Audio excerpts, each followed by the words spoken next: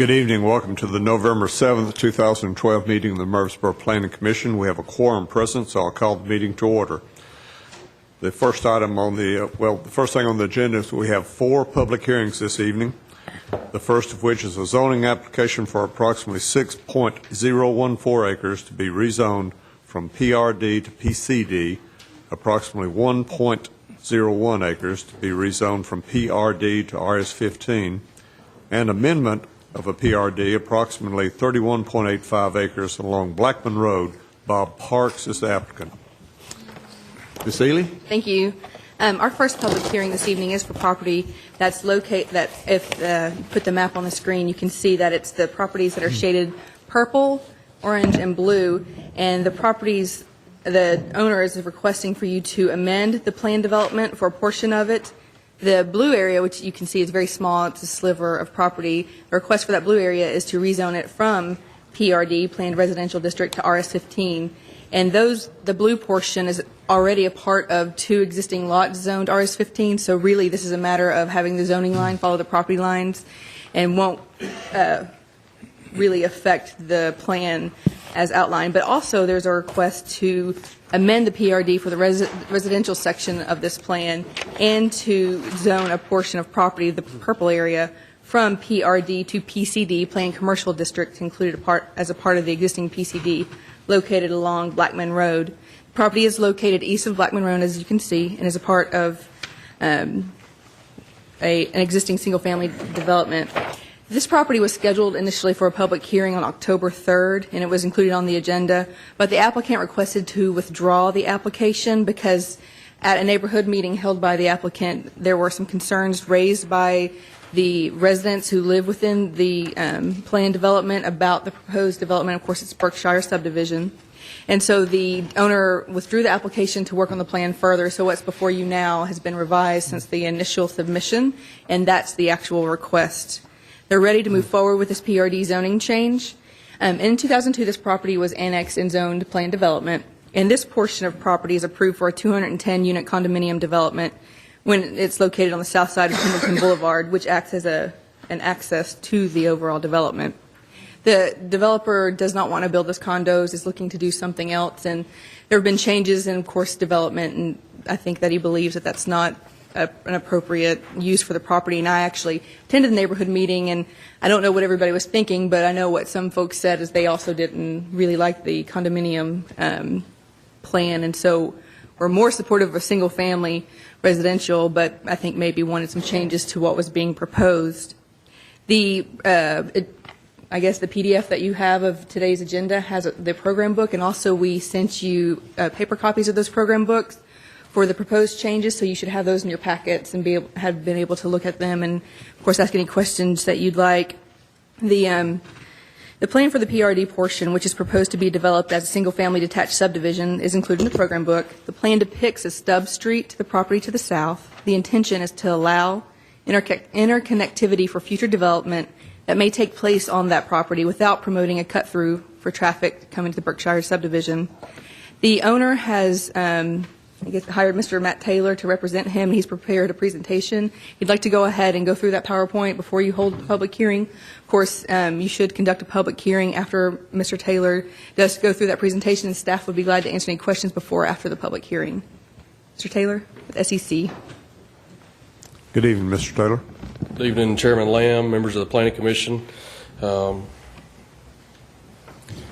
Ms. Ely said, I am Matt Taylor of SEC. I'm accompanied tonight by Mr. Bob Parks, the applicant on the project. We'll both be happy to answer any questions at the end if needed or anytime during the public hearing. I'd like to start my presentation, if you will, put it up on the screen. Thank you. By going over what the existing plan is. I think Ms. Ely touched on several highlights of that. I want to make sure we're all on the same page on that. It is currently a mixture of a PRD and PCD zoning, approximately 32 acres. That's the PRD portion. The remaining 8 is the PCD portion. The PRD allows approximately 210 townhouse-style single-family attached units.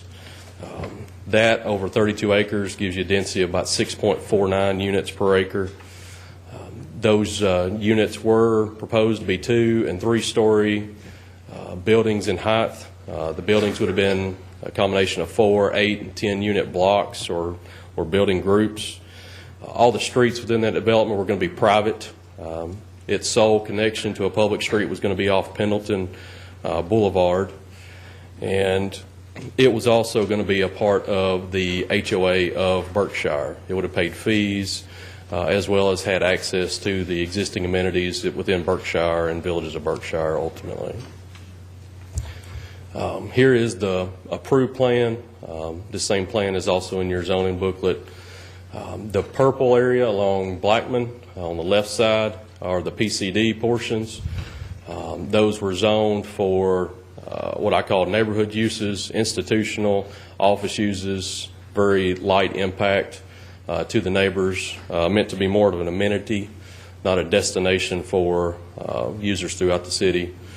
The green area would encompass all the existing PRD zoned areas. On to the proposed plan itself.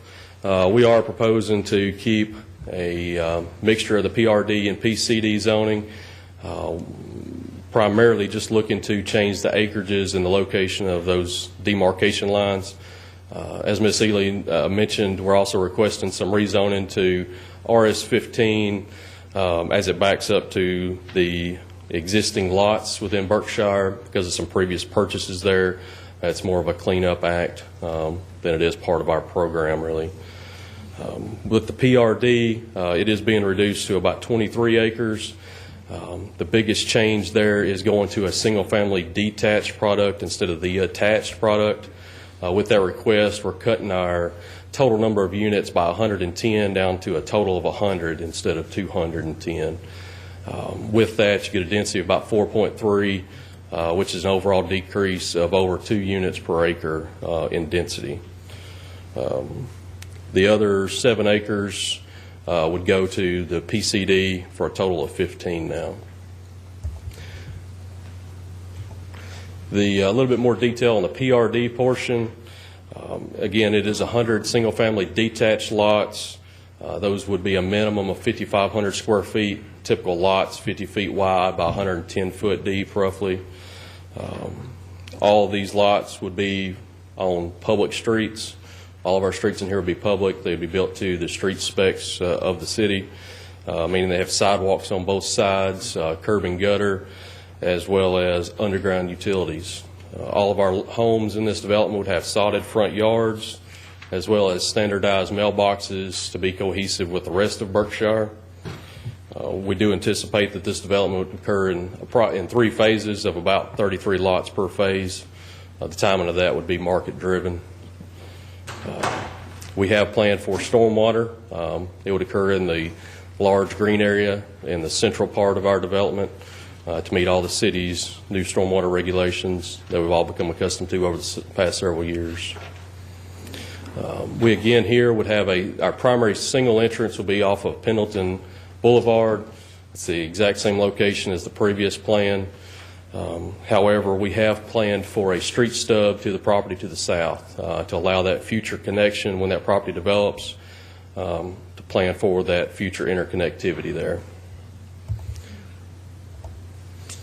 The homes themselves will be starting at 1,700 square feet in size and going up from there. They will be all brick, stone, or cement board siding, and the only vinyl that will be allowed will be in the trim and soffit areas. All the homes will be 1, 1.5, 2-story buildings, none of the 3 stories that were in the previous plan. That's another change. All of our homes will have 2-car garages. They will be front-loaded. Here are some examples of the nature, all brick, garage, got some stone mixed in there as well. Our lots, the setbacks, we're requesting the same setbacks that we're building to in the villages of Berkshire, which is a 35-foot front setback, which allows for 4 cars to be parked in the driveway outside of the garage, 20-foot rear, and a 5-foot side. With this plan, we're also proposing to donate approximately 0.63 acres to the HOA. This area is colored green on the right-hand side of the drawing, about midway of the plan. It's directly adjacent to the existing pool area. We just want to donate that and let the HOA determine what the best use is. There are quite a few residents out there. I think they'd indicated they would poll the neighborhood to see what need they would like to have filled there.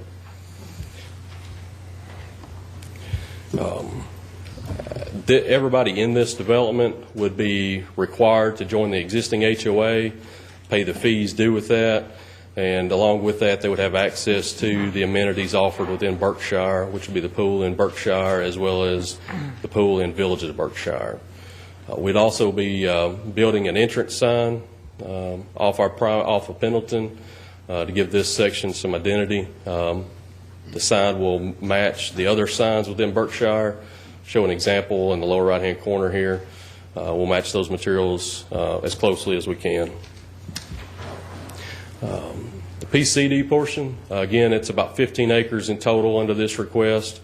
That increase in 7 acres is an effort to remove some large drainage features within this area, get those out of the residential. They don't add anything to it except for a maintenance burden cost that homeowners or the HOA would not want to incur. With this plan, we are requesting or proposing to follow the bulk regulations in the zoning ordinance for the commercial fringe district as far as setbacks, heights, and lot coverage set forth in there. We have dictated that no access for the commercial portion will come off of Pendleton. It will all come off of Blackman. We do not have any determined users at this point, but we have set forth a list of allowable uses. That list is exactly the same that was approved previously, and we've given that full list inside your pattern book. A few examples are your financial services, maybe a health club, ice cream shop, a pharmacy, a religious institution, a laundromat, or maybe a candy shop, those type of facilities. Finally, as Ms. Ely mentioned, we did have a couple of neighborhood meetings. We felt like they were well attended, both of them.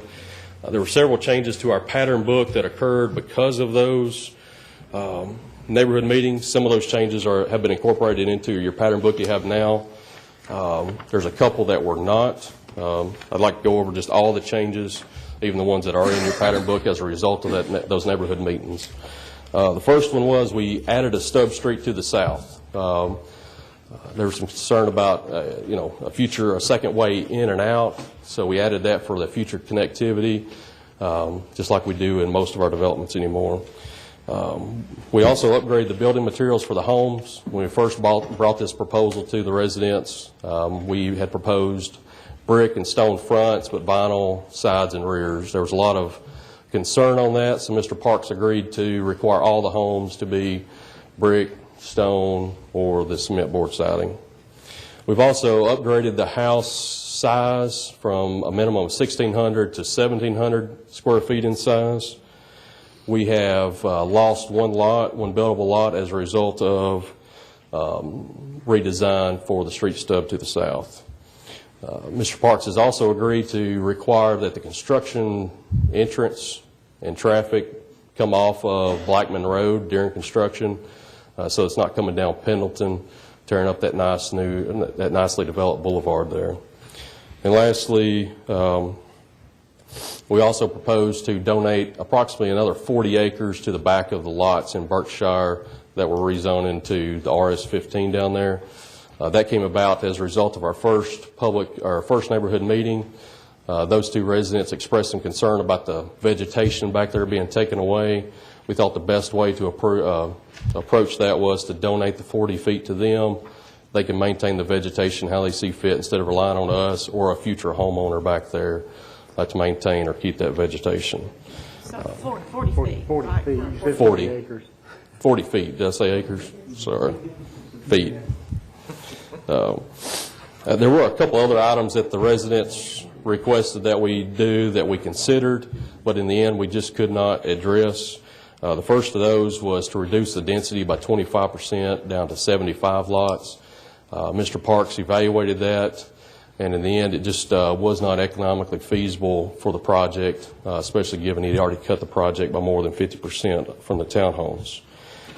They'd also asked that we increase the side setbacks from the 5 feet. We looked at that. If you do that, we can't fit the product that we're proposing on this size lots, so we'd have to increase the size lots and basically do the same thing, cut the density by a significant portion. They also asked that we add a new pool to the plan. We looked at it. The original Berkshire plan was intended to have one pool to serve all of the original Berkshire, including the townhomes that were previously approved.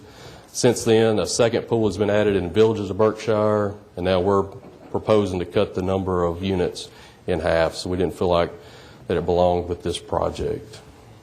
And lastly, the residents requested an additional connection out to Blackman out of this section. We again looked at this request by the homeowners and the residents of Berkshire. We felt like there were several downsides to this. One was we felt like it could create a cut-through lane for the other residents of Berkshire to cut through this section to avoid Pendleton if they wanted to. Second, we didn't want to detract from Pendleton. It's a nicely developed, nicely landscaped entrance. We like people coming in there. It makes a statement. It's nice to look at, kind of introduces you to the whole community there. And last, there is a significant price tag with that. We have to handle all that drainage that I mentioned earlier we're trying to avoid with this design. And with those reasons, we didn't feel like that we could do that as a part of this project. Again, myself and Mr. Parks are here for any questions that you have. Any questions for Mr. Taylor? Mr. Young? Okay. Thank you, Mr. Taylor. Okay, before I open the public hearing, I'll briefly go over the rules that we conduct our public hearings by. We'll open the public hearing and ask anybody to come forward that would like to speak either for or against this proposal. Please come to the microphone, give your name, state your address, please. Keep your comments to no more than 3 minutes because we have other people that would like to speak as well. If you have questions, the staff will make notes of your questions and we'll try to get those answered at the end of the public hearing. Make all your comments and questions to the Planning Commission, please. All that being said, I'll open the public hearing at this time. Ask anybody to come forward that'd like to speak.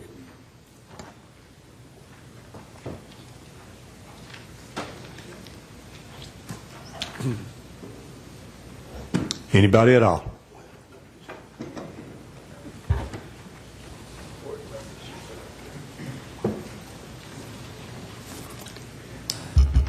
Mr. Chairman, Planning Commission members, I'm Steve Sachs. I live at 5239 St. Ives Drive in Berkshire.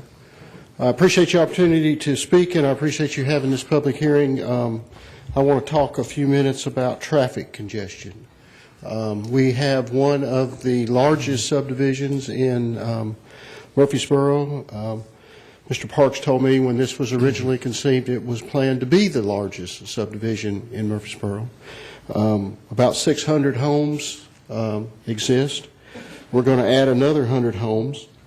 The street I live on happens to be one of the main roads through the subdivision, and we have a lot of traffic. We have enough traffic that the city traffic division a couple years ago actually did a traffic count on the street to see how many cars came through. At that time, we were concerned about subdivisions being built outside of ours and people cutting through our subdivision trying to get to Blackman School.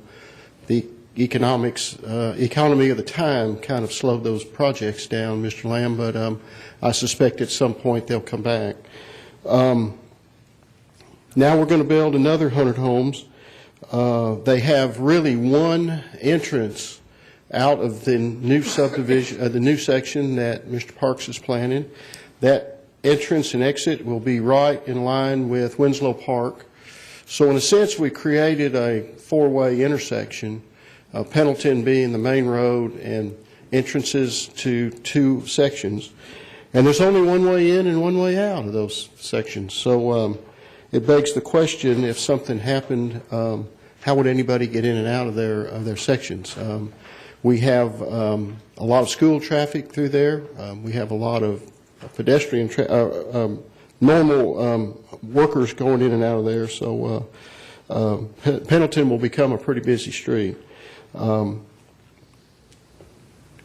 I noticed a couple years ago when we had the major flood that Pendleton actually closed.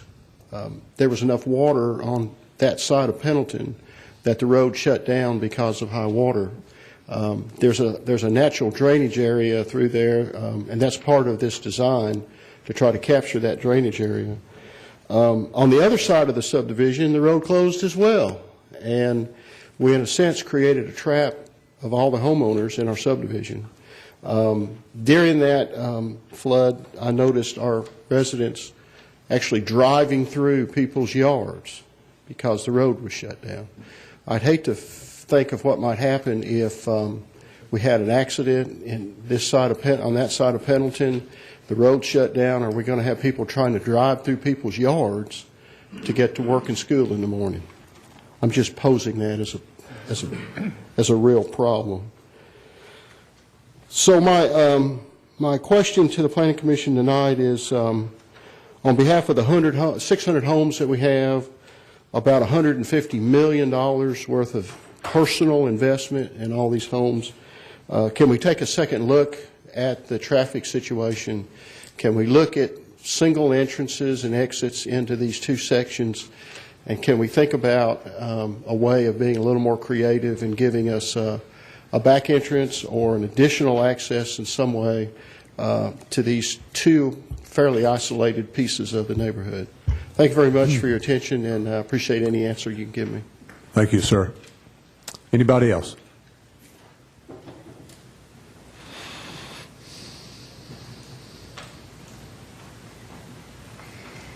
Hello, my name is Lori Schneider.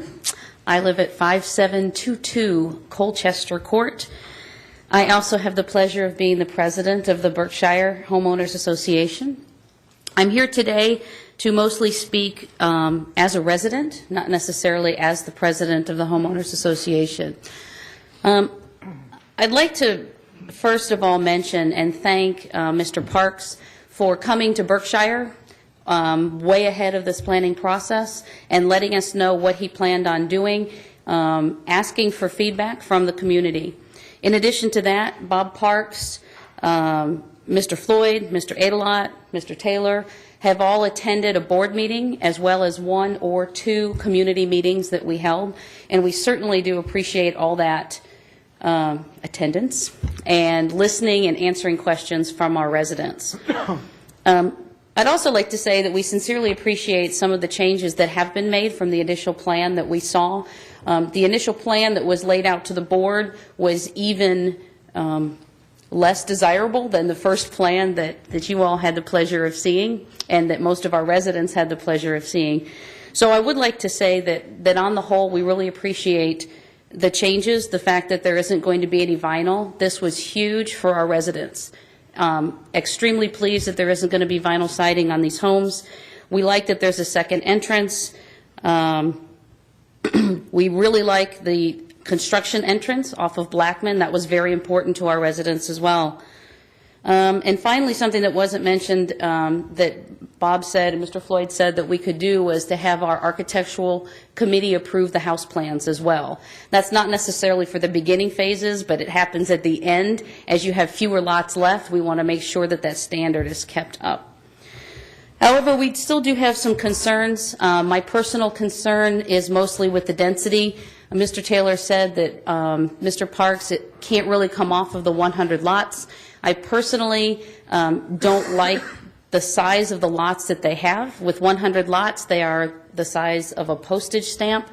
There's only 5 feet between the house and the side, the house and the side lot, which means 10 feet between houses. And while this may be the same as the restrictive covenants in other parts of Berkshire, there is a significant difference. That other section has significantly larger lots. So you don't end up filling the entire lot with a house like you would in this section.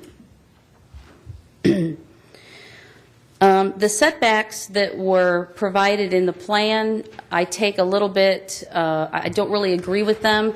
They're comparing the variances between what was set as a townhouse and then comparing them to what some of the setbacks would be for single-family houses. And I really think that's apples and oranges. You can't compare the two. We think that you ought to compare the setbacks in other single-family zoning communities, not compared to townhouses. When we first looked at it, we compared what he was asking for to an RS-15, and the significant variances, I mean, they're huge, particularly on the sides of the lots. The main concern that our residents still have is with the amenities, particularly the pools. I know that the pools were originally designed to include all the houses that we have, all of the people that would be included in 210 townhouses. Unfortunately, we have one of the most active communities I have ever seen. I also have the pleasure of being in charge of the pools, so I can tell you firsthand we have counts. This past summer at our main pool, we averaged 260 people a day at our main pool. And you saw the picture, it's not that large. That was in May, 200 a day in June, and 150 in July. Our second pool, which is a Villages pool, is significantly smaller than our main pool. They averaged 110 people a day in June and about 80 people a day in July. 80 is probably about where it should be. Okay? Our residents really, really feel strongly that we should have another pool. I know Bob Parks is not planning on building one, but I've got to say the amenities that were planned for Berkshire are not enough for our community. Okay. I would like to say, in closing comments, I'm not sure if I've gone over my time, I would like to say that we really, again, appreciate the concessions that Bob Parks and Mr. Floyd have made. We appreciate their openness and willingness. We don't want townhouses. We really don't want townhouses. So we were really excited when he came to us and said we'd like to have single-family houses. We thought that was great. We just have a few concerns left. Beyond that, I think Steve Sachs already said what I was going to say, which is we have the responsibility for maintaining our property values. There are a lot of people concerned that these houses might draw down the property values of the houses that are already in Berkshire. Nobody really knows if that's true or not, but I do believe that if you put houses too close together, they won't be as desirable, even though the houses themselves are really fantastic. Being on top of each other is not the sort of community feel that we have in Berkshire today. $150 million of assets, that's our estimate we use on the board. In every board meeting, we talk about how we can preserve those property values, and that's what we're trying to do. Thank you. Thank you, Ms. Schneider. Anybody else?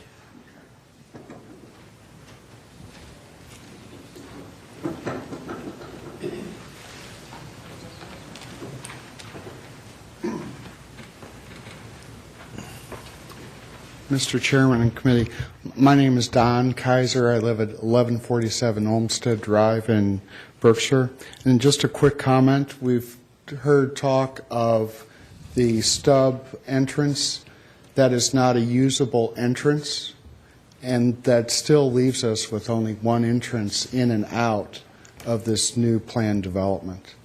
Also, in the planned the commercial property change, the variance he's asking for, in the original plan, if you look at that in your booklet, you see an area that was open, and that could have been used as an entrance into this area. That has been removed in the application that's before you. So I urge you to please decline this application. Thank you. Thank you, Mr. Kaiser. Anybody else?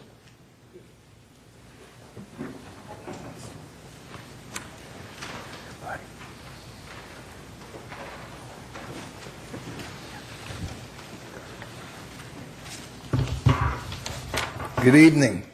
Thank you for all being here.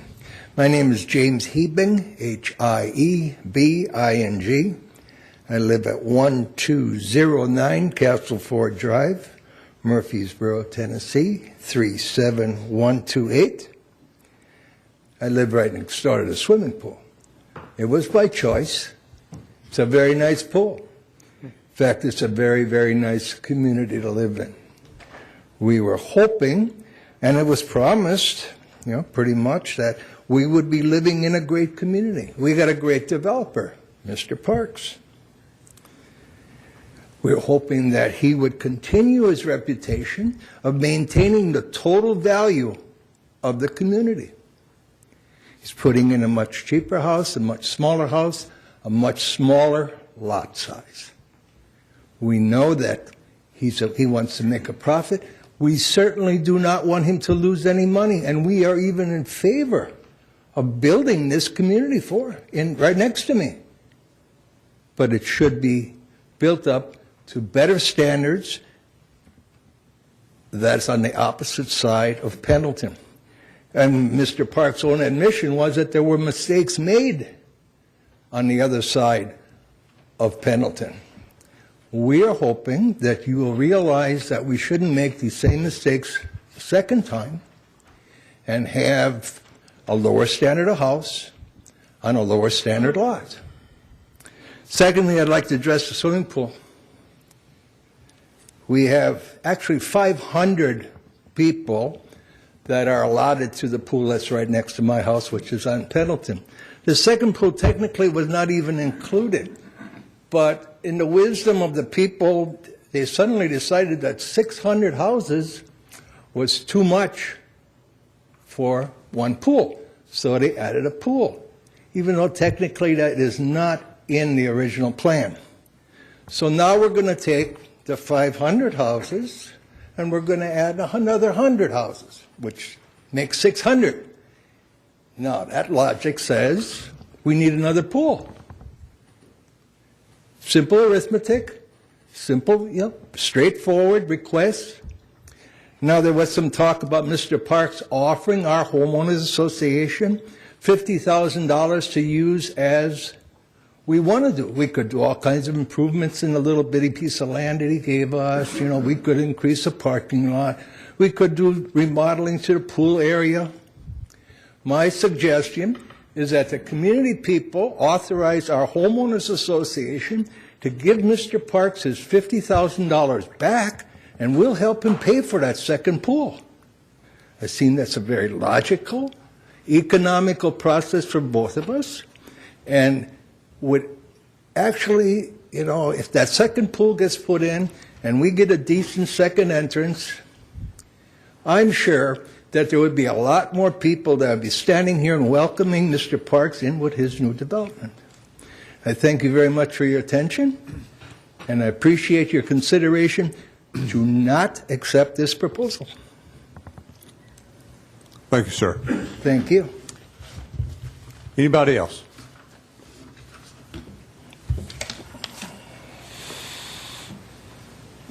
Nobody? In that case, I'll close the public hearing. Mr. Adlott, do you have comments? Well, I heard a couple of questions, and one of the questions was from Mr. Sachs.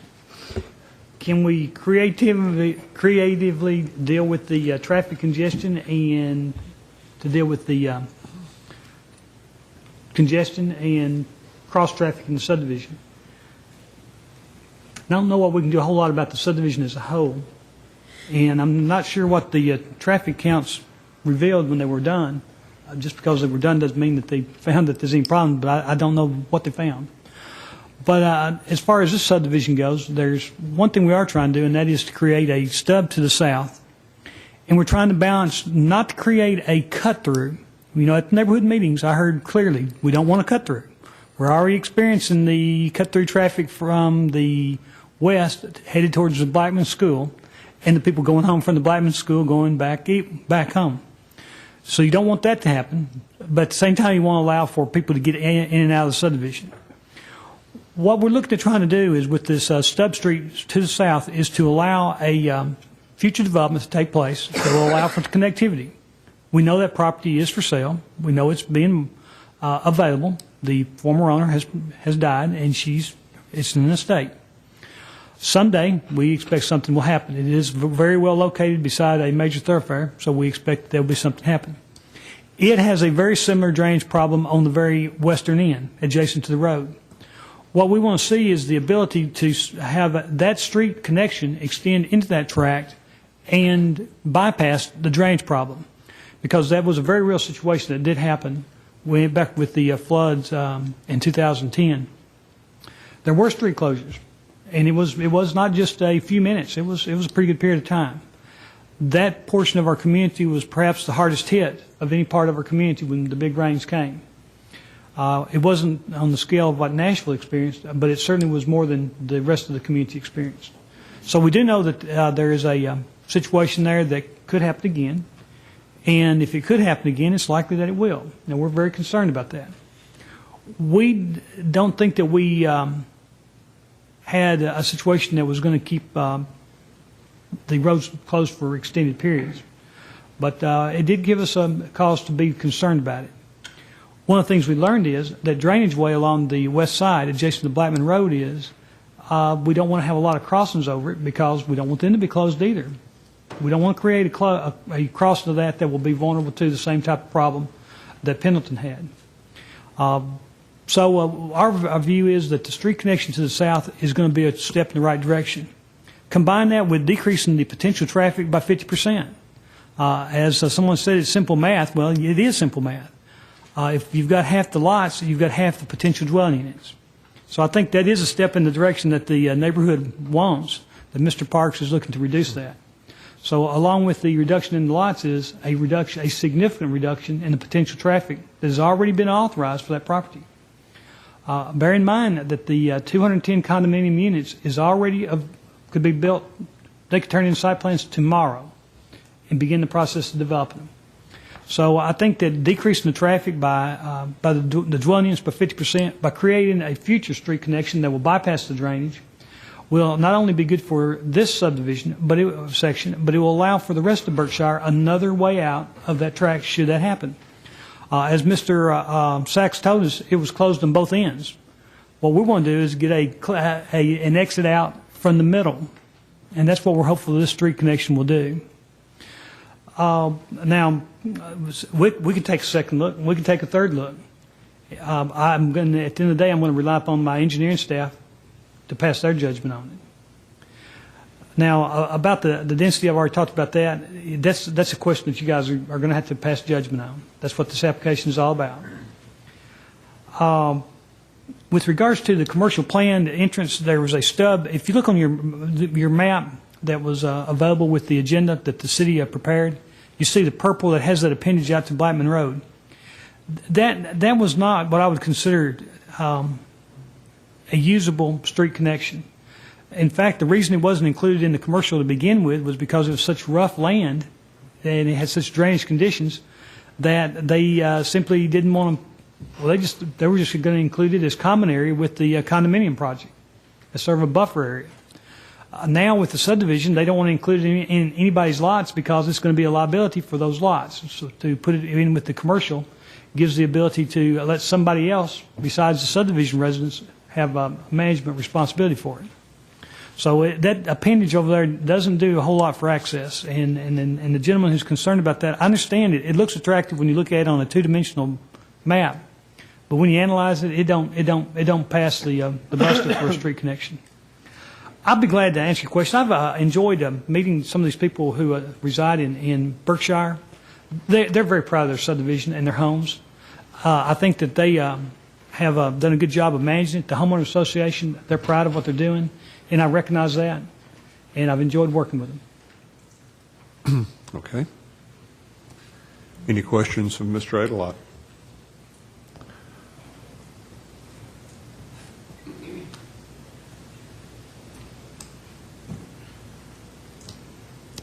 Any questions for the developer?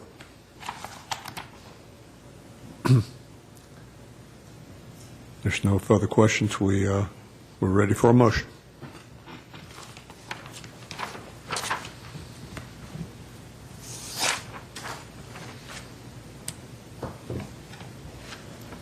Chairman Lamb, just to help you with framing your motion, if any of you all are brave enough to make a motion, I think that this is a plan development, and as a plan development, you have the ability to approve it as submitted. You have the ability to place conditions upon your approval. you have the ability to deny it in total. You do have the ability to defer action for a specific period of time, and it can be a longer period if the applicant's willing. So, but those are basically your options as a plan development. Thank you. Joseph, I think the biggest thing that we need to keep in mind is one of the last things you pointed out a second ago, and that is it's already approved as is. If we don't, declining this tonight or rejecting this basically allows us to stand double the density of what's being proposed here essentially. Is that correct? Well, yes, sir. It maintains denial of this would maintain the land use entitlement, if you will, for 210 condominium units. And instead of single-family lots, it would go back to being townhouse type, more than one unit to a lot, essentially. Yes, sir. It would be a multiple family type development as a condominium. I would move for approval subject to staff comment. Second motion. All in favor indicate by saying aye. Aye. All opposed? Motion passes. We'll move on to the next public hearing. That is item 3B, zoning application for approximately 12.6 acres located along Memorial Boulevard at West Thompson Lane to be rezoned from commercial highway to PRD. Arlington Venture Partnership is the applicant. Ms. Ely. Thank you, sir. Our next public hearing is to consider rezoning approximately 12.6 acres located along Memorial Boulevard, south of West Thompson Lane, from its current CH zone, Commercial Highway District, to PRD, Planned Residential District. The property is located east of Irma Siegel School and located behind the McDonald's restaurant, the Subway Superspeed car wash, and the proposed Camino Real. It's presently zoned CH, which is Highway Commercial District, and has been zoned CH since it was annexed in 1998. The application to rezone the property as PRD is for the development of 241 multifamily dwelling units on the 12.6 acres. Included with the agenda materials is a program book that describes the PRD zoning plan as requested by the developer. The developer is requesting PRD zoning for this property in large part because the plan deviates from standard zoning in respects in some ways that could not be considered for a variance from the Board of Zoning Appeals. The development proposes to have 19.9 dwelling units per acre, and our RM 12 or 16 zones allows 12 or 16 dwelling units per acre, plus some density bonus for amenities provided on the properties. Also, the plan provides less parking than is currently required under our multifamily developments. We have, or Planning Commission has recommended some changes to those standards, but from what we have now, the parking standards will differ. Also, the height of some of these buildings exceeds the maximum permitted height or for buildings and multifamily developments for both RM12 and RM16 districts. This property is being considered and staff believes is a good candidate for a planned development because the applicant has a clear idea of what he wants to develop and is ready to move forward with it if if the Planning Commission decides to approve it. That's an affectionate term, not a bad term. It also has qualities that cannot be achieved under our standard zoning regulations or bulk zones, and it will be somewhat of a landmark development, meaning it's not like anything we have developed in our community, and it would be different. And I think maybe you can see that from your program book. There was a neighborhood meeting held by the applicant for this property, and I did attend that meeting. I think we had several good questions at that meeting, and probably some of those people are here this evening and would like to talk about those questions. And the property does have 3 current access points, which are already established with the existing development. If you look at the map, you can see the purple areas. There are 2 onto Memorial Boulevard, Highway 231. And those are shared access drives with the existing businesses or the proposed businesses there. And the one onto West Thompson Lane runs beside the Walgreens. And so those are existing access points that are currently there and have very little flexibility of changing. Staff did ask the applicants to investigate the possibility of connecting to Kings Ridge Drive. You can see from your map it looks like this property does have or touch Kings Ridge Drive, except for there is a very small portion of property owned by the Hayneses that separates this property from Kings Ridge Drive. We asked them to look into it. I expect that there's additional information. I'm not aware of it. Probably Mr. Adlott can tell you what they found out, but we did ask them to look into it. And the neighborhood meeting I meant to tell you that we held was on October 22nd, and it was, I think we had a good turnout. I think maybe Mr. Adlott has some additional comments. I don't know if he'd like to go ahead and give those before or after Mr. David Code with Losi Associates, who's representing the applicant, has a PowerPoint presentation. But in any regard, you should conduct a public hearing prior to making any recommendation on this zoning change. Thank you, Ms. Ely. Members of the Planning Commission, after the work session at our last meeting, of course, the planning staff had continued to work on this application with the applicants. One of the biggest areas of concern was the traffic management. The property does have 3 access points, 2 of them onto Memorial, one of them directly onto Compton Road. I met with our transportation director, Mr. Richardson, and Mr. Bonchandran, our traffic engineer. We, in turn, met with the design team to discuss what else could be done. One of the problems being that of course, Memorial Boulevard is very congested, and the access on Compton Road is in such close proximity to the intersection. We did endeavor to look into the ability to connect to Kings Ridge Drive. Kings Ridge Drive offers some very real advantages because it has another distribution, and it gives a back entrance, if it's done right, for the commercial uses to the people who reside in Regency Park, without them having to go out onto 231 to get there. We have not been successful in reaching an agreement with the other property owners. Although it seems like several weeks and a lot of time, it has been a very busy period of time for all of us, actually. I guess I can best say it by saying I'm seeing symptoms of recovery in our economy. And those symptoms are being expressed in my office, it seems. But the long and short is, as of this time, we've not succeeded in getting an agreement for that. But we're hopeful that we can still work in that direction. So dependent upon what the Planning Commission wants to do in regards to that access, if you want to see it, as I do, it may be best to defer action after the public hearing. On the other hand, if you're convinced we don't need it, and that the access is fine the way it is, then there'd be no need to defer action. Now, Mr. Huddleston is going to provide you some information. That'd be Mr. Bill Huddleston with Huddleston Engineering. He has provided you a traffic impact letter to give you an idea of how the traffic is. And he's going to go over that because we did ask him to study the traffic to be able to quantify it and to quantify how it compares to uses that could already be approved on that site under the current zoning. I'll have some additional comments after the public hearing, and certainly I'm going to make notes of questions I hear to be able to answer those questions. Thank you, Mr. Adlott. Mr. Code, good evening. Good evening.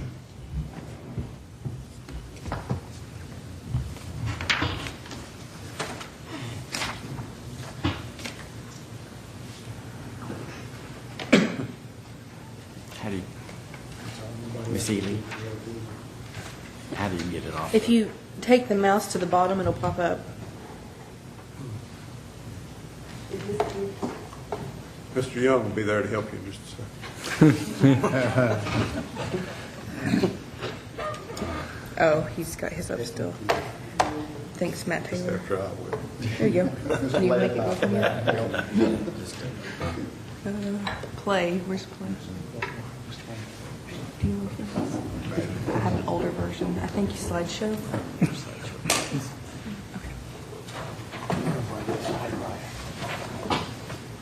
We could have had an intermission if I'd realized that.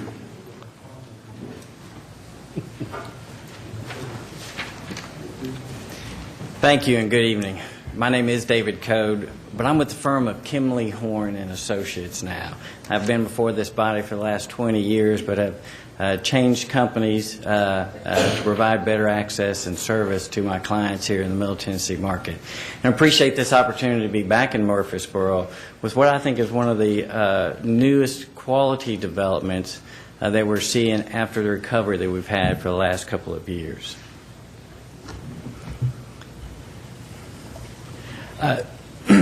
this plan right here shows you the site location. And the location is at the intersection of Memorial and Memorial Drive and Thompson Lane. And it's Memorial Boulevard, which is vertically north-south on the site plan, and Thompson Lane, which is running across the top of the page. And Ms. Ely, how did you tell me that mouse works, that you can... If you just push the Okay. arrow on the Got it. keypad, that's how I do it.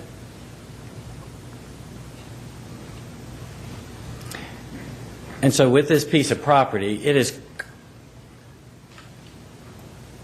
is adjacent to the elementary school, or Siegel Elementary School, and it sits behind the commercial developments that run along Memorial Boulevard.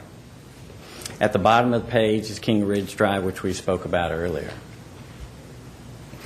This plan actually shows you the location as it relates to the zoning map itself.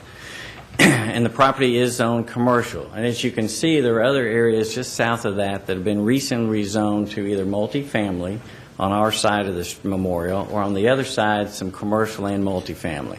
Both of those rezonings were done just as rezonings and not as a planned development. One of the reasons that we talked about having a planned development on this is because we are ready to move ahead. And Mr. Adelight did suggest we do that so that we could show the actual development, design standards, and the quality of development which we're proposing for this site. One of the reasons we feel like there is a need in this area for more additional multifamily is because our market studies. Our market studies show that there's a pent-up demand in this area. And that since 1999, there's really been no additional multifamily built on the north side of Murfreesboro itself. After doing a market study, we found out that there is approximately 3,000 jobs created either by the VA hospital or State Farm, which is in this area. So that you have two high employment areas. They're needing additional marketing style residential housing in the immediate area. Our market analysis tells us that we're going to look for young professionals and empty nesters specifically, because those are two growing markets within not only Murfreesboro and the Middle Tennessee, but across the demographics in the nation itself. And that market study shows that within the current residential neighbors within Murfreesboro itself, that there is a demand for this type of use. So we're not talking about necessarily new residential people moving into the Murfreesboro. We're talking about existing people who are in the marketplace today looking for a different option of a residential housing style. This plan shows the overall site as it sits today. And as you can see, as Ms. Ely pointed out, there are two access points on Memorial Drive, which is at Memorial Boulevard, which is at the bottom of the site, and Thompson Lane now is on the vertical. And it also has an access. So this particular site has three access locations into it. And that access is not only for ingress and egress for the residents who will be there, but also for emergency vehicles and other trash pickup and other access and ability for other types of uses coming in and out of it.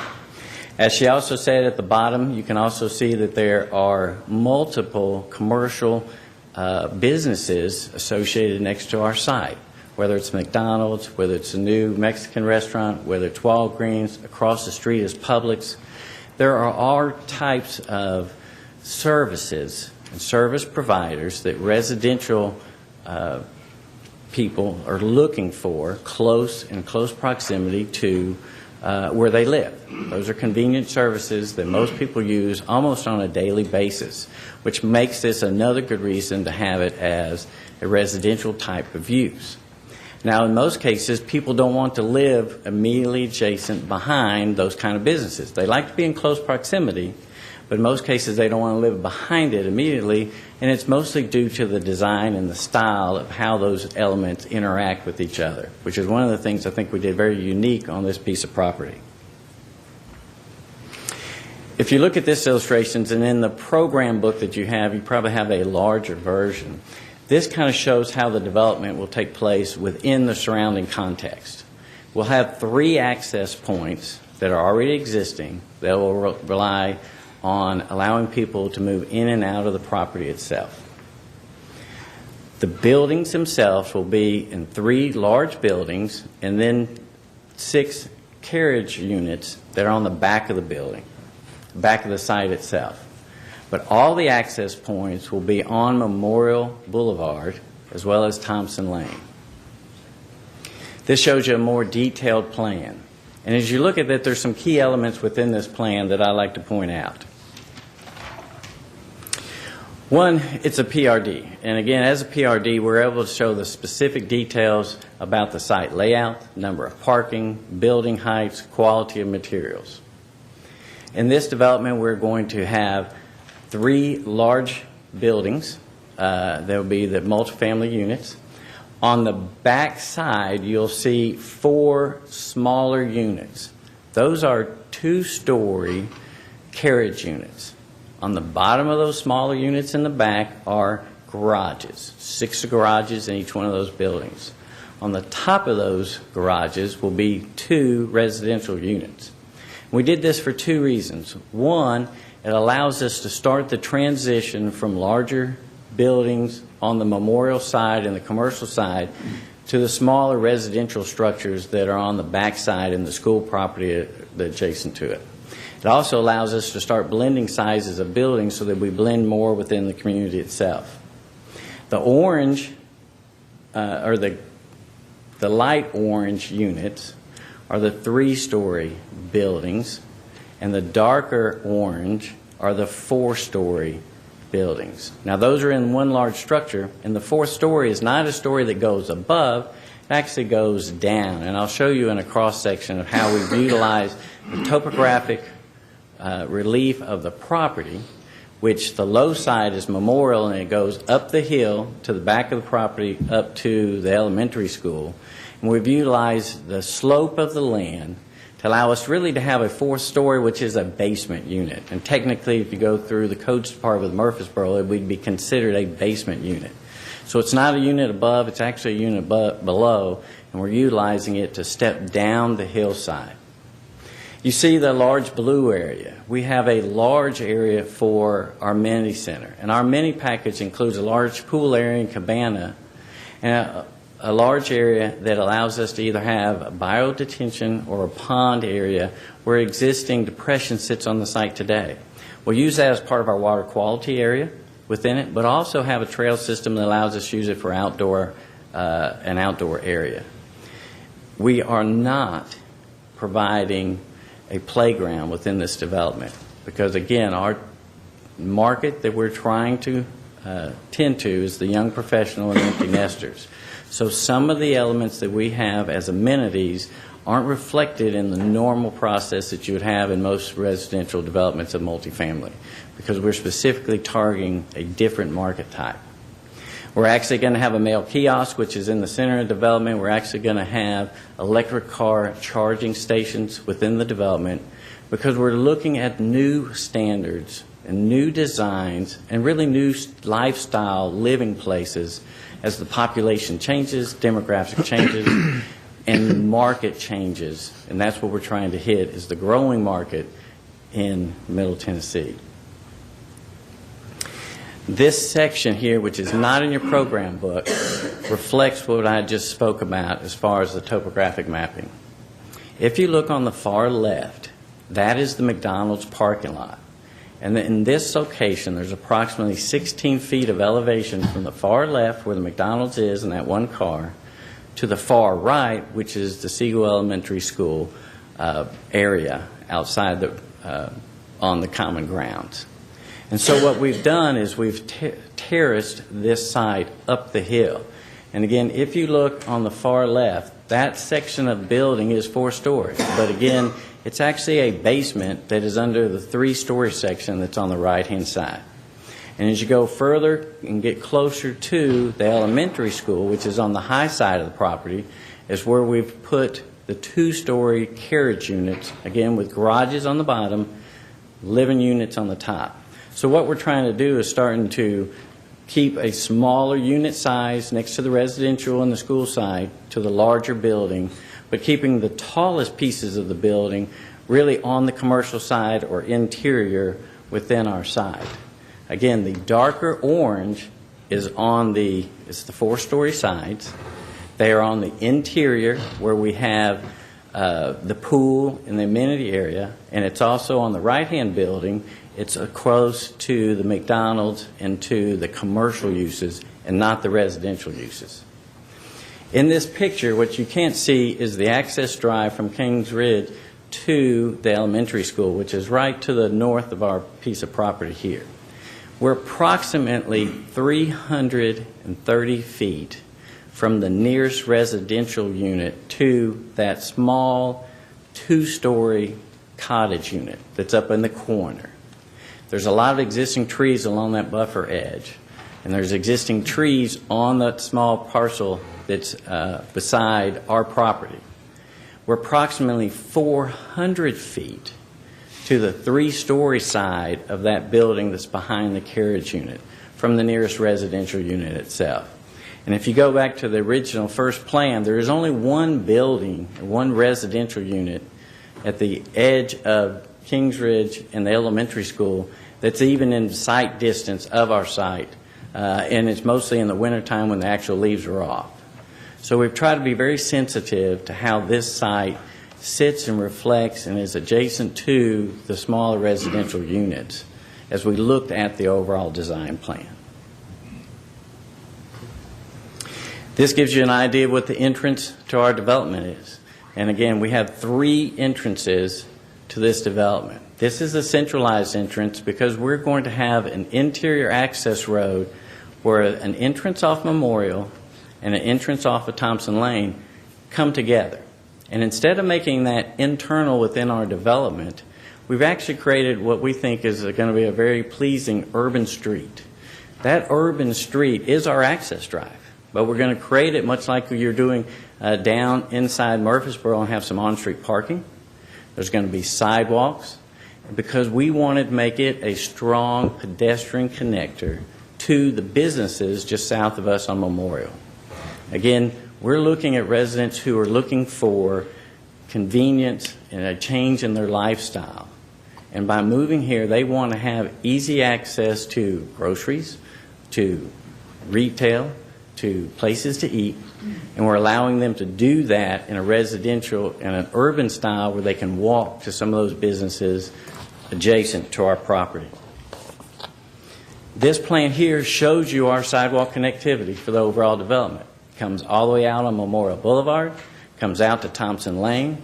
So again, that you're not only able to walk throughout the development, but accessing those commercial uses which are on the outside of our development itself. And this kind of gives you what that feel will be. Those streets will come together and you'll have 2 lanes of traffic, you'll have on-street parking. It will feel like an urban street behind those commercial businesses on Memorial, and then you'll have some landscaping, some parking, and then again, our 4-story side of our buildings are adjacent to the commercial and not adjacent to the residential.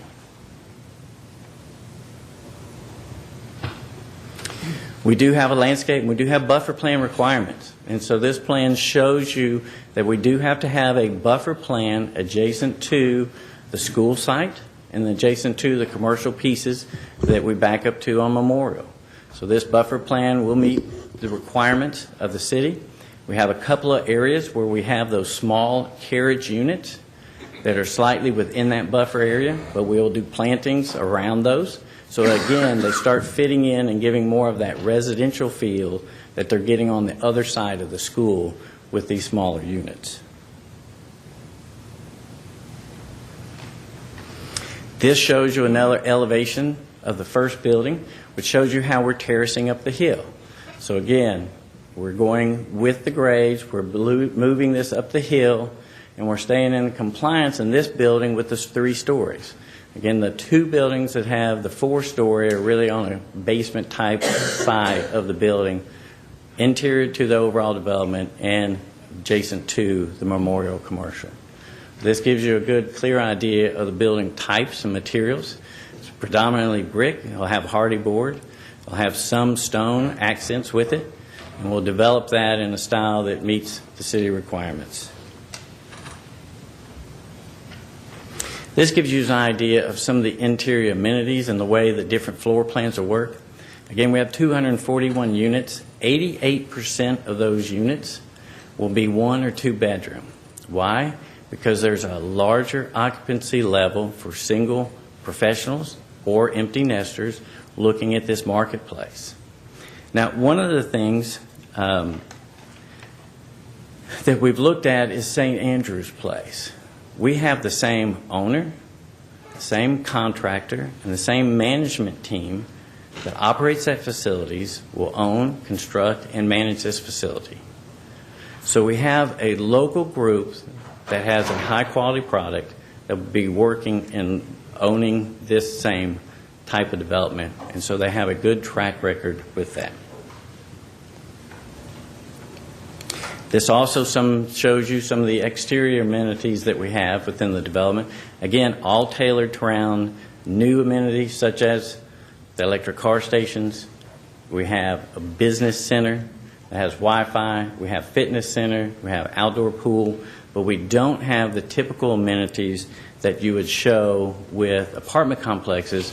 They're really gearing and tailoring towards having a lot of children. As Ms. Ely did point out, we had a neighborhood meeting.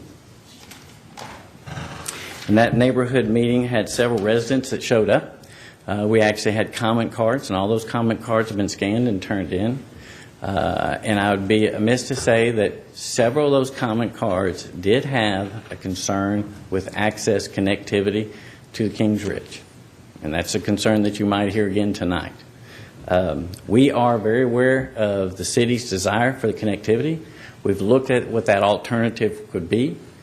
And if that is a desire of this board commission, we'd certainly work with you to do that.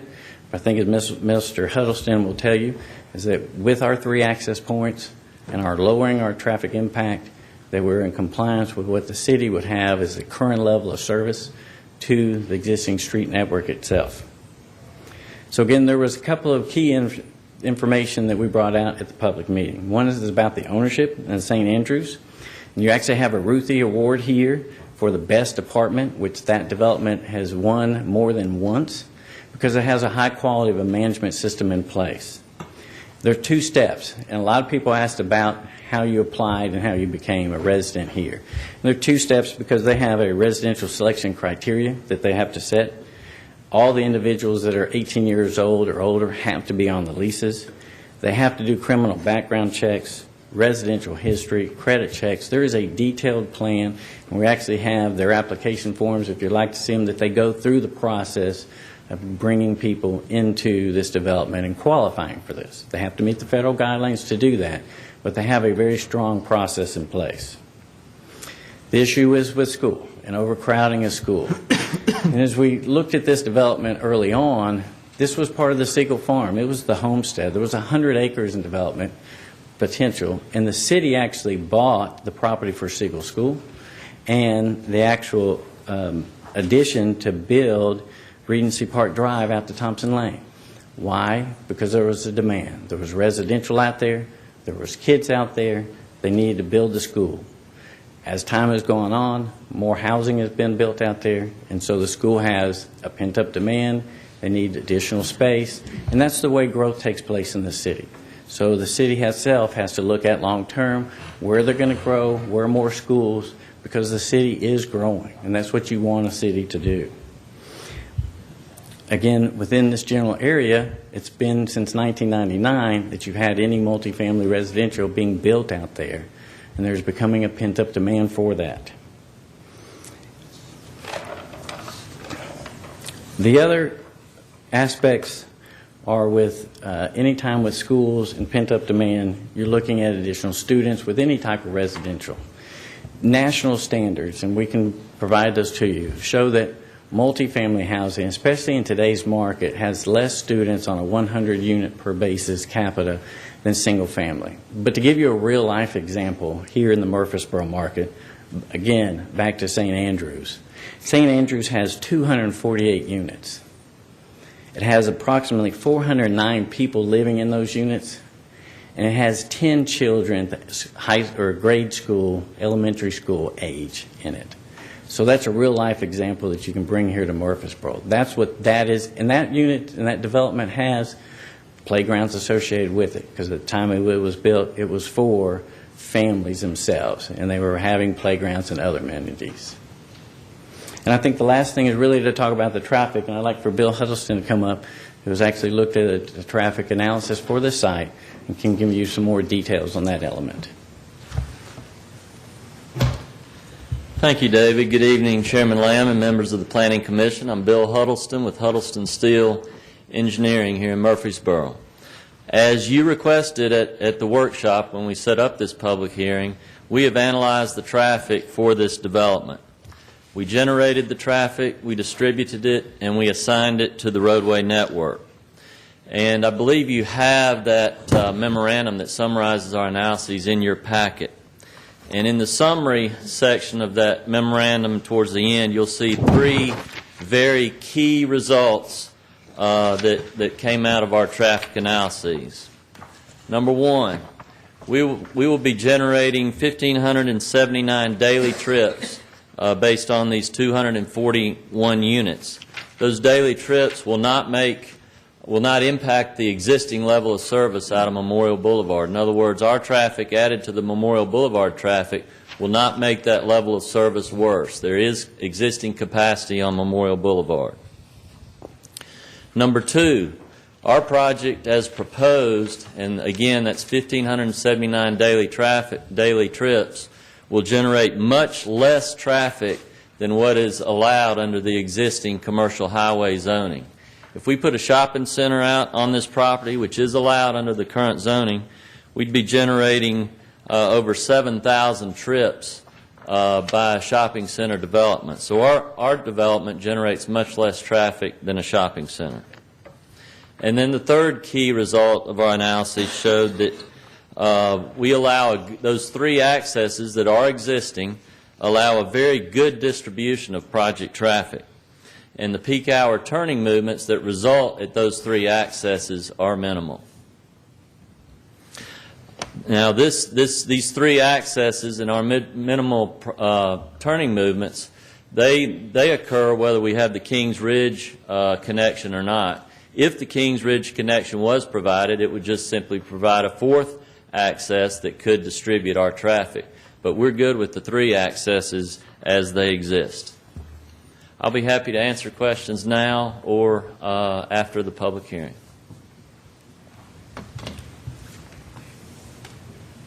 Any questions for Mr. Adelot? Excuse me, for Mr. Huddleston. Get y'all mixed up sometimes. That doesn't bother me at all. Thank you, Mr. Huddleston. Thank you.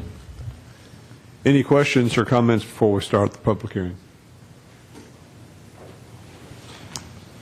If not, I'll open the public hearing, ask anybody to come forward that'd like to speak. Please make all your comments to the Planning Commission. Hold your comments to no more than 3 minutes.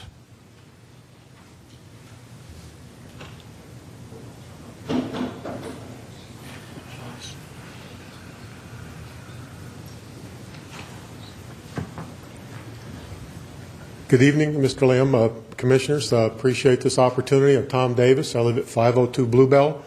I did attend the community meeting, and I must say I was impressed with what I heard and what I saw. As you all know, I'm a big proponent of plan developments, and I like this plan development, and I like what the thought that went into it and the care that went into it and the presentation that I've seen tonight. So it may surprise you from my previous comments in past up here that I'm in favor of this development as is. The connection to Kings Ridge is a bad idea. I'm against it. Will be against it. Mr. Adelot said in the earlier hearing that they didn't want an ACT project to provide a cutoff. All this will do will provide a cutoff. People who come off of Thompson, come out of Memorial through our neighborhoods. He stated earlier in his comments that it was a way for the residents to get into the commercial development, the McDonald's and the Walgreens. It's the other way around. It's going to allow people to go into those commercial developments and come out through our neighborhoods, and they don't have any business in our neighborhoods coming down Regency to Haynes. I know the city has been attempting to come up with the justification for the light at Brentmead and Kings Ridge for the the residents there and support the Lowe's we're going to put on the Nobles and the Brooks property, but this is not a good opportunity to do it. I'm dead set against that connector to Kings Ridge. It doesn't belong going through our neighborhoods. Everybody I've talked to in Regency Park and in Palmer Heights is against it. So I am asking you to approve this as is and not defer it for changes. Thank you very much. Thank you, Mr. Davis. Anybody else?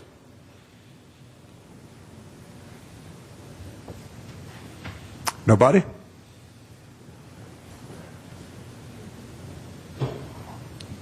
Last call. I'll close the public hearing.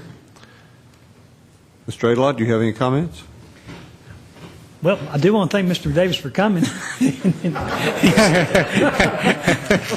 I do, and actually, he woke Mr. Young up.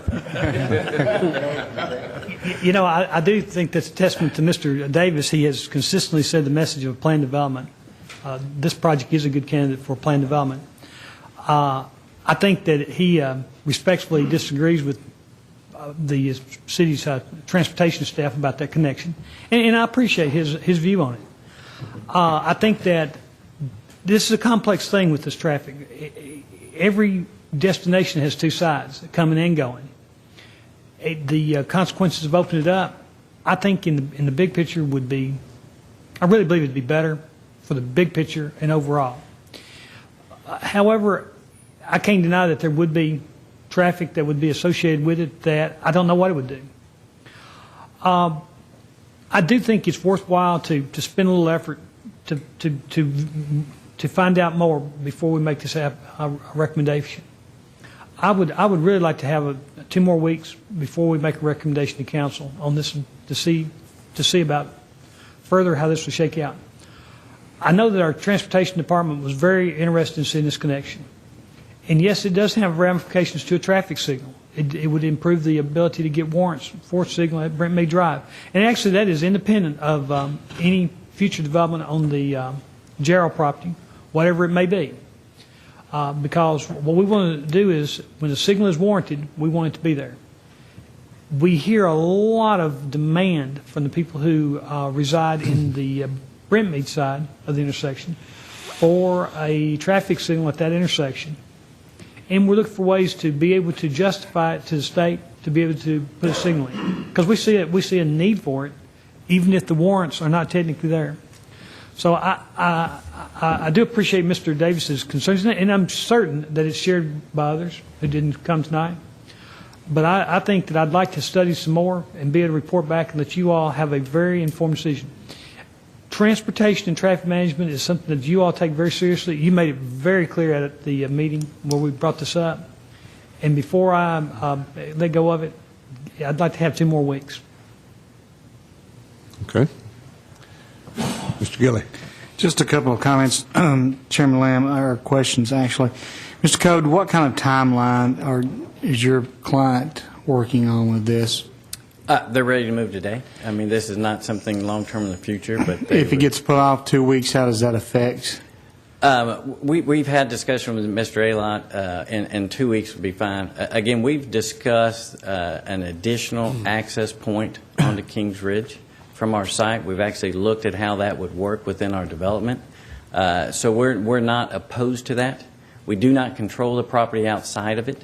I think we've clearly demonstrated that we have the ability with 3 access points and the level of traffic to serve our property and development well without it. But that if that is a desire of the city and this commission, we'd certainly appreciate and be willing to be a partner with that. But we would hope that this body would make sure that considerations are not placed upon us to build and pay for additional property and access of which we don't own, which with 3 access points we really don't need to provide the access and the quality level of service that we need within our development. Sure. But if that's the vote of this commission, we would certainly vote and be willing to wait for 2 weeks. So the 2 weeks would not hinder your project? No, sir. And I'm certainly fine with Mr. Adlott giving you and staff 2 weeks to look at that. I will say from a personal standpoint, I tend to agree with Mr. Davis. If I lived over there, I would not want the connection. So if it was my neighborhood, I wouldn't want it. Mr. Young. I was just going to say, I find it interesting that the citizens of Brentmead want the light very badly, and then the citizens on the other side of the street don't. And I'm not making a judgment, I'm just saying that that's an interesting point. Well, Mr. Code, if you remember when we previously addressed this and set the public hearing, I asked for a cautious and careful approach by the staff pertaining to the traffic considerations on this project, and I think 2 more weeks will certainly not hurt anything on that. I think we need to take a thorough approach as far as looking at the ramifications of all the traffic considerations, and not just on Memorial and Thompson Lane, but if access on the Kings Ridge at first glance appeared to me to be a very negative situation, but I'm certainly willing to wait a couple of weeks and hear what the staff comes up with pertaining to that. So, Chairman Lamb, I have a question unrelated to traffic. Mr. Code, I think you answered this in our work session, but I am looking at page 13. Anyway, it looks to me like that the roof line for the 4-story building and the 3-story building are at the same level. Is that a correct statement? That's correct. Okay, yeah, so because it's a basement we're adding Right. because of the topography Okay. of the site. Okay. Thank you. You're welcome. any other comments or questions? Thank you, Ken. Overall, I think it's a good-looking plan, but I want staff the opportunity to do their due diligence regarding the traffic, but I tend to agree with you, like I said. Nothing wrong with 2 more weeks and letting them look at that. And with that, I would move that we defer this for 2 weeks. Thank you, Mr. Gilly. Motion is made. Is there a second? Second. All in favor, say aye. Aye. All opposed. Motion carries. We Thank you, certainly Mr. Coach. appreciate the opportunity to present what we think is an exciting plan for Murfreesboro and for the area, and we appreciate you listening to us tonight. And Yes, we'll sir. be glad to talk to you more in 2 weeks. And Joseph Haylott and Bill will probably meet in between that time to see if we can have additional comments and questions about Thank you. the access. Thank you. Good to see you again. Thank you. Move on to the next public hearing. It's a zoning application for PRD amendment for approximately 6.62 acres along Manchester Highway. John Floyd and Jim O'Brien are the applicants. Ms. Healy.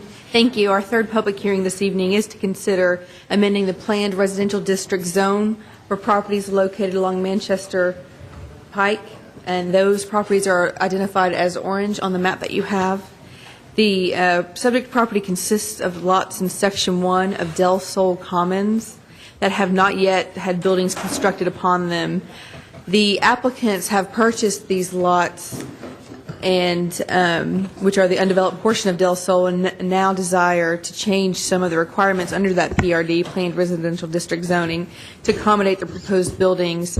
The owner-developer of this property, unfortunately, is deceased, and therefore default has the property is in default of development. There is some amount of development that has happened here. I believe the streets are in binder at this time. But originally in 2004, this property was zoned PRD as part of Sunset Ridge development. There's a section called Del Sol Commons, which we're looking at tonight, which is 2-unit attached to 0 lot line homes. There's a section called Aurora Place, which are townhomes fronting on Joe B. Jackson Parkway. There's a section called Everbright Point, which are single-family detached dwellings on lots with a minimum lot width of 50 feet. And then there's Sundust Retreat, which are townhomes just off Manchester Highway, north of and access through Del Sol Commons, which is what we're looking at. The first section of Del Sol Commons was approved, and development moved forward. Of course, I've told you, and where they're paved to binder, and so far 10 units have been built in this section. So that's why those first, I guess, the lots that are closest to Manchester Pike are still white. They're not included in this because they're already constructed. The new owners desire to convert the lots that are shaded orange into single-family detached dwellings instead of the single-family attached structures for which it's currently permitted. Included with your packets is a program book that details all the proposed changes to the PRD zoning, the planned residential zoning for this development. If you do approve these changes, then this revised book would apply just to the section of the planned development with the remaining PRD remaining as is. I don't know if Mr. Adelot has some additional comments, but if you, do you have one? Okay. And of course, you should conduct a public hearing before making a recommendation after our introductions. Included on your table this afternoon was a letter, and I wasn't sure I had the right version, and I consulted with Mr. Floyd, and I do. They want to make one additional change to the program book. The requirement that all yards be sided with turf-type fescue, they want to change that the front yards are to be sided. The original program book made it vague, and whether it's just the entire yard or just the front. And they want to make it clear that it's just the front that they will side. Just like what was discussed in the Berkshire plan development earlier tonight.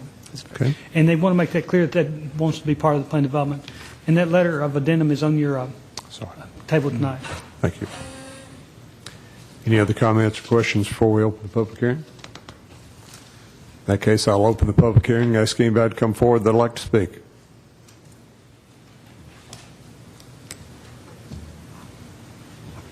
One at a time.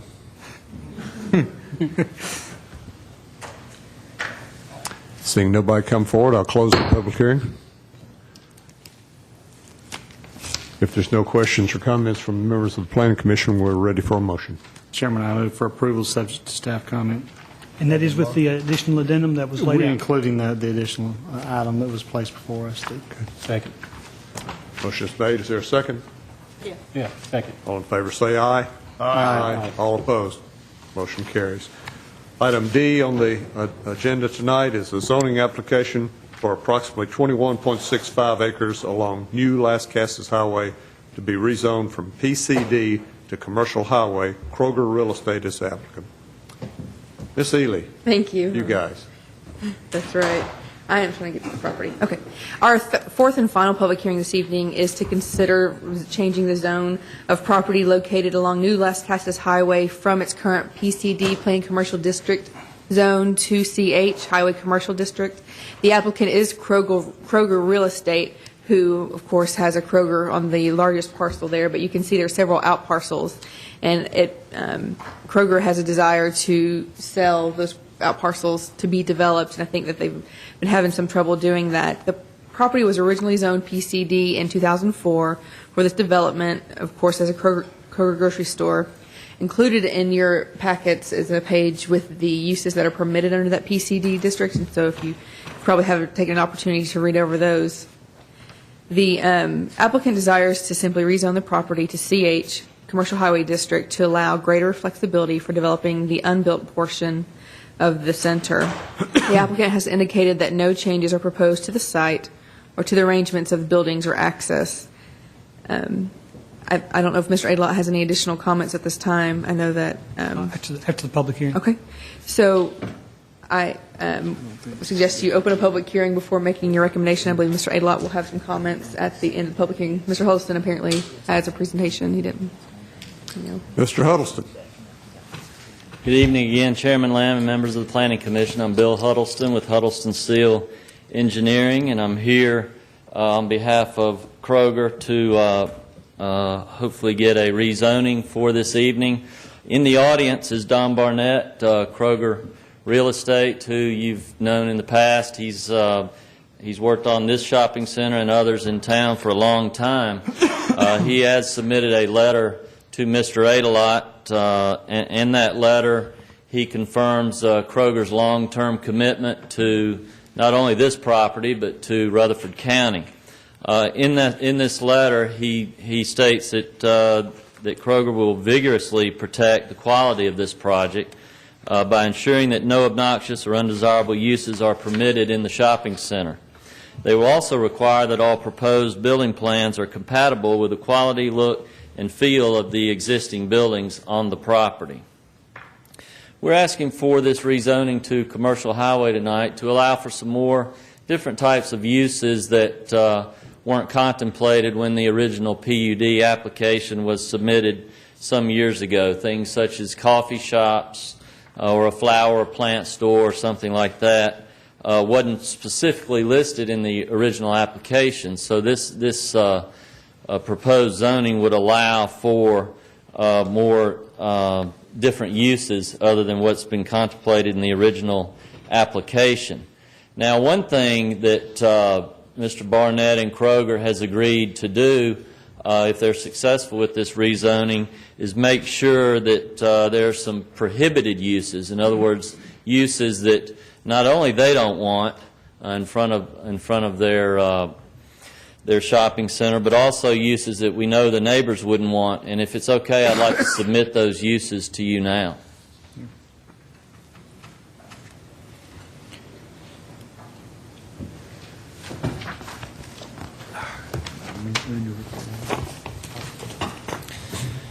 We did meet with a representative of the Homeowners Association earlier in the week and presented him these prohibited uses, and hopefully he was able to distribute some to some of his neighbors. I do recognize some of them here tonight that we've worked with in the past. If they don't have those, I may go ahead and pass these over to them as well. If you have a couple extra copies. There's an extra here, and I think there's some folks in the audience a little lot that'd like to see that list. So. We'll need one for the file, so I don't know how many. I'll hand that. You can have mine when I'm done. There you go. Yeah. You know, we're going to look over this one. Go ahead.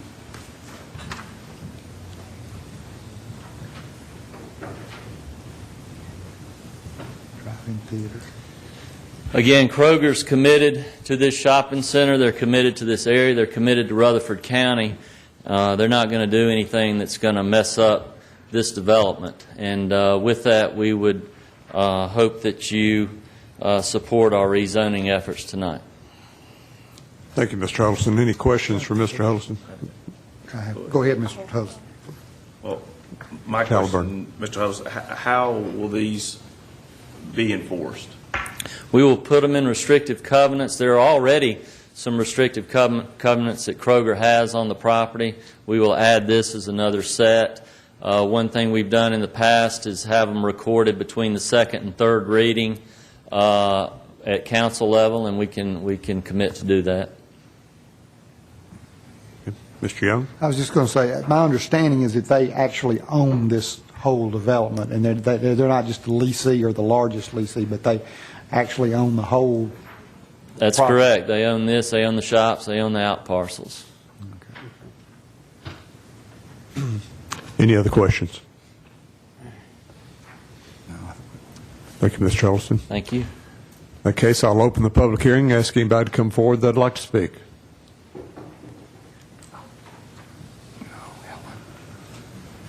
Helen Colvin, 2202 Garrison Cove. It's the first house on the right after off of Las Casas Road. In 2003, I addressed this body about this same parcel. At that time, our neighborhood was facing a major development going in where a field and a few horses stood. We were not a group whose mantra was, just say no. We knew that development and progress are a part of our vibrant and growing community. Instead, we organized and came up with a list of things that we felt would make the development better for our neighborhood and the community in general. The members that were here at that time will recall that we were held up to other neighborhoods facing development and called the poster child of how this process should work. Mm-hmm. Now they are asking that we set this aside and zone it to pretty much let them build anything they want. They have not even lived up to what they promised at the beginning. And we have submitted a picture, Miss Ely, and I have no idea where it is or how we get I've it got to it. show. If we just ask the cable department to put it on the screen. Okay. I was told just to do the one with the landscaping. Is that that's right? fine. Okay, That's fine. I've got others. Note that the landscape requirement from the Planning Commission document versus what they did. Recently, they did replace some dead trees.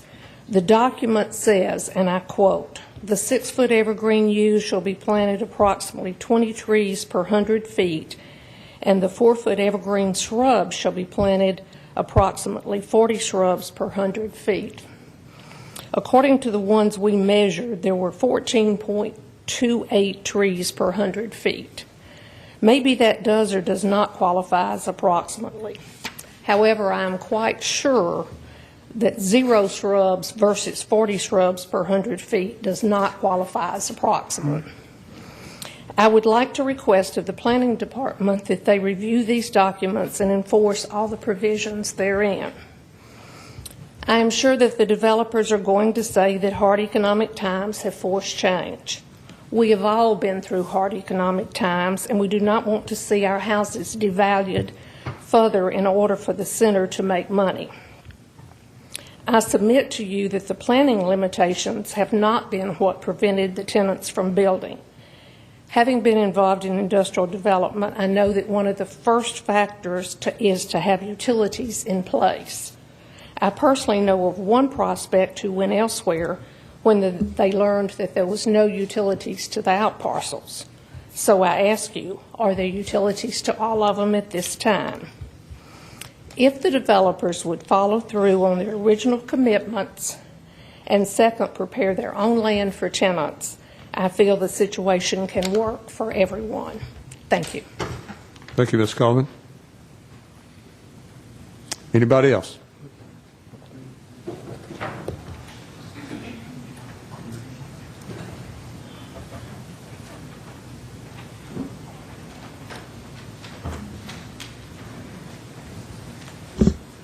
Good evening, Chairman Lamb and members of the Planning Commission and city officials. My name's Marcy Richmond. I live at 2005 Look Rock Court, and I'm a former HOA president and 16-year resident of Garrison Cove. Again, we're here tonight to ask for consideration for our neighborhood. When I moved to Garrison Cove all those years ago, I never dreamed there would be so many challenges facing our residents. I'm against the proposed rezoning from PCD to commercial highway for the primary reason in my book of quality. According to the information I have seen, the number of permitted uses in the area would, if granted, jump from 40 possible types of business establishments to 127. And Mr. Huddleston has given us a list of things that would be excluded for that, and that's a comfort. But there are other permitted uses that I don't see on this list, such as automotive repair, boat rental sales, iron work, motor vehicle sales and service. I think there was, no, you took the salvage off, so that was a concern. Sheet metal shops, there's just so many to keep up with. 127 is a lot of stuff. And once we open the door to so much stuff, who will be reviewing the mix? We already have two, not one but two, discount beer and tobacco stores directly across the street on Las Casas, and that's in an area currently zoned CF. CF excludes uses incompatible with residential uses, such as automobile sales and repair, which the commercial highway would allow. Allowing C8 zoning in this area so close to a neighborhood that we love and are proud of, we believe will further downgrade the area, which was once lovely and rural. And we know we can't keep rural forever. We just hate to see the kind of mix that you find on somewhere like Broad even being introduced to a limited extent. On a side note, the Kroger Shopping Center currently has at least, I believe, 8 of its retail parcels sitting unoccupied. The residents of Garrison Cove have worked with planning officials and the Kroger representatives in good faith, and now because they want to change their minds, we really don't want to assent to, as I said, a downgrading of the area surrounding our neighborhood. We just don't feel that helping their profit margin is the way to go in this case. Thank you very much. Thank you, Ms. Richmond.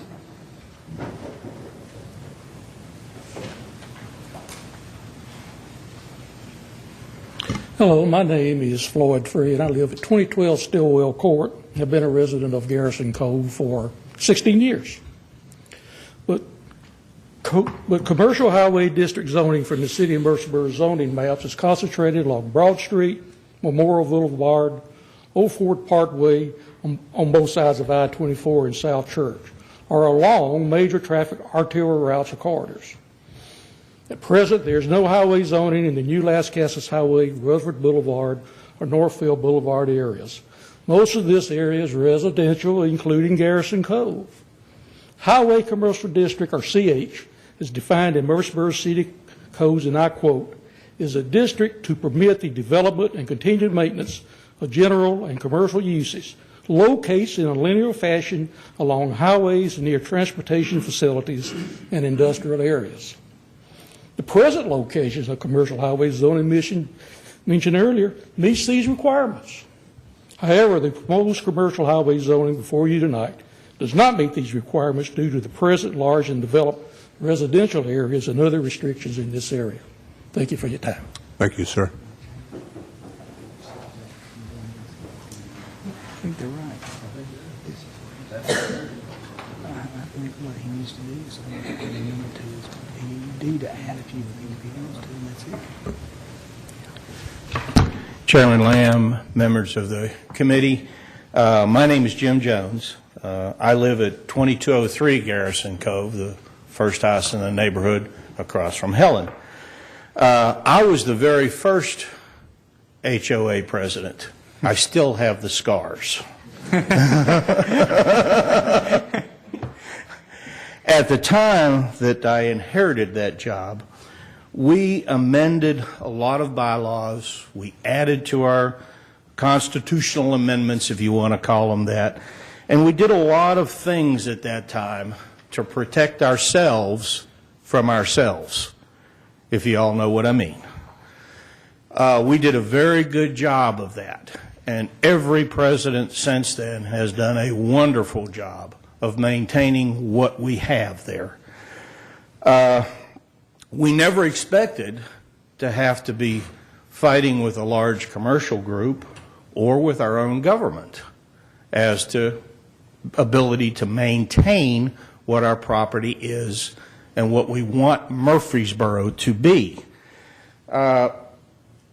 I'm supposed to talk about the safety and aesthetics of Las Casas Highway. I don't think we have to go very far, Mr. Alot, to understand that it's a two-lane road that's owned by the state that ain't going to get bigger anytime soon. And when we put a bunch of stuff on that road, when we already have people coming from Milton, we already have the Kroger Shopping Center, we have across the street, we have Oakland High School, we just add a lot to a two-lane road that's not going to be done anytime soon. As far as the aesthetics, as Marcy Richmond so eloquently noted, all you have to do is look across the street at what's gone in there, and we have more neon right now, I think, than Broadway does in downtown Nashville, with the exception of the flying pigs. I mean, Joseph, you need to go take a look at that. They're all in the windows. So, I mean, it's just not a good situation there. We didn't think we were going to have to revisit this with a company as good and as a quality as Kroger's was. You know, we in good faith made an agreement with them, and they made an agreement with us. We compromised, they compromised. We came up with a good solution for what could have been a bad situation. We're reasonable people. We understand that growth in Murfreesboro is going to be growth in Murfreesboro. It needs to be. You can't stop it. But we need to control it. We need to make it aesthetically advantageous for everybody's neighborhood. We need to make it an area that meets guidelines that the community and the developer come together and come up with these compromises. That's how it works. But you don't come back a few years later and say, oops, we made a mistake. And then you don't say, well, it's really not much of a difference. We just want to add a couple of extra things in there. Well, I really don't think we're going to get a tattoo parlor out there, as I saw on that list. And I'm not sure we're going to get any adult entertainment out there. But there are some things on that list that just shouldn't be there. And they're asking us to say, well, okay, let them do it. Just let them have it. But we will only put what's good for you there. Well, we did that before. And now they're changing it on us. And make no bones about it, if there's not anybody here tonight there will be somebody watching this from the property across the street where they were going to put 300 and some apartments that we had done another compromise with for some condominiums. And if this gets passed and gets done and gets changed, then it just opens the door for other areas. I think we all need to live up, man up, and woman up, and whatever we do, and just live by what we agreed to. Thank you. Thank you, Mr. Jones. Anybody else? Ms. Richmond? Ms. Richmond, you've already had your period up here. I'm sorry. Can I submit a letter from another person? Give it to Mr. Adelot, if you would. Anybody else? In that case, I'll close the public hearing. Mr. Gilley. Chairman, I tend to agree with what the neighbors have had to say. I think probably the better approach to this would be to see if there are some additional uses that they want to add to the PRD, to bring a finite list of additional uses that they want to add and amend the PRD rather than to open it up to CH with some excluded uses. I just don't think the approach that's been brought up is the most feasible thing. Let me offer a little commentary on this because I guess I was there when the application was made and influenced how they approached it. One of the things that applicants who have, or landowners who have property that is zoned planned development suffer with is the long-term rigidity. It's a plan that's approved in good faith on the front end. Everybody that participates knows that's the plan. But after the development begins to take place, one of the questions is the long-term administration. And quite frankly, there have been several properties that have come before you that we have zoned back to traditional zoning. That gives the most flexibility to a property owner. The situation that Kroger's has, not long after they got opened up and some of the out parcels were available, well, the first thing that came along was a car wash, a vehicle wash, to go in and sort of hand in hand with the gasoline. Well, it was going to be on an independent parcel. Couldn't do it.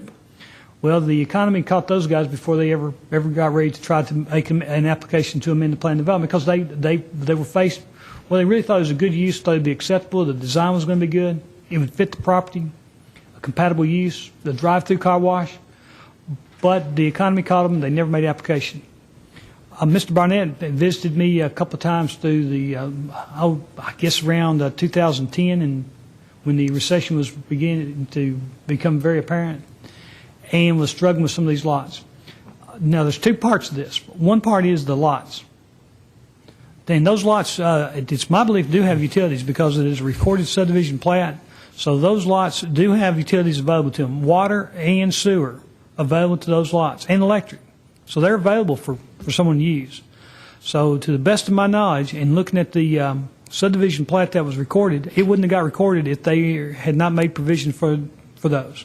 So, Ms. Colvin, I want to tell you that that was a concern you had about the utilities. They're there, and they're available. Now, are they available in the quantities that a specific user might want? I don't know on that, because sometimes capacities come into play. But I believe that they are.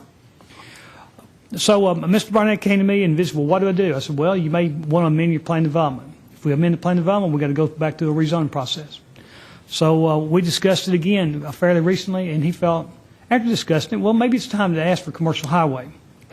The Kroger's is not going to change. The out parcels are not likely to change. There.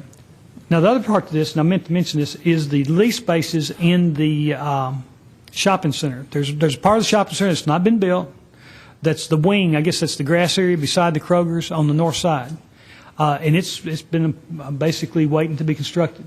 The users that go into that. So there's the uses that go into the lease spaces that are companions to the Kroger's, and then there's out parcels. We did discuss the possibility of doing a plan development amendment. But it needs to have, if we're going to go through a process, we want to avoid coming back in 6 months because somebody thought of something, but it wasn't included. And I think that they're very willing to do that. But I think that if you guys with the Owners Association are willing to sit down with us, and I'll be glad to facilitate it, but sit down again and square them away for a period of time. What you all don't want is a center that's struggling. What you want is a well-completed, well-done center. So my belief is Mr. Barnett would be very willing to sit down with you guys and be glad for me to help, and I'll be very glad to help facilitate it, to come back to an amendment to the plan development. And if that's what the Planning Commission wants, tonight was a little bit of a test in the water. If you folks said this is just fine with us, I think he'd have been real happy. If y'all came back and said, well, we got some reservations, I think he's happy to work with you. He learned a good lesson from you last time. He hadn't forgot it. Mr. Huddleston. Yeah, that's what we were going to come back and propose, is that we ask for a deferral for 2 weeks so that we can get with the property owners. We tried to meet with the, I guess it'd be the chairman of the homeowners association, but I don't think there is one. I think we've had him retire or something, so we didn't get to meet with who we really wanted. After things went on the past note, they can't get anybody to take it, probably. I think Marcy and Helen would be probably glad to sit one-on-one with you about that. Well, and let me interject here. Bill, there's two approaches, one of them being the plan development approach, the other being the restrictive covenant approach. If we defer action in anticipation of doing the restrictive covenant approach, that's one thing. If we're going to step back and do an amendment to the plan development, that's a different thing. Which way would you all prefer, and maybe which way would the owners prefer, or would it be better to just step back for 2 weeks and consult with them and see which they would prefer? Well, does it have to be a 2-week period? Why don't we just talk about deferring the motion, and if it's ready in 2 weeks, fine. If it's not, we can increase the time. I don't think that Mr. Barnett is in a time crunch to the point that he's got to have an answer. In fact, we talked about putting off this public hearing into December. But knowing that holidays were upon us, I felt I wanted to get ahead of the holidays. Okay. Mr. Huddleston, you okay? Yeah, we're willing to work with you.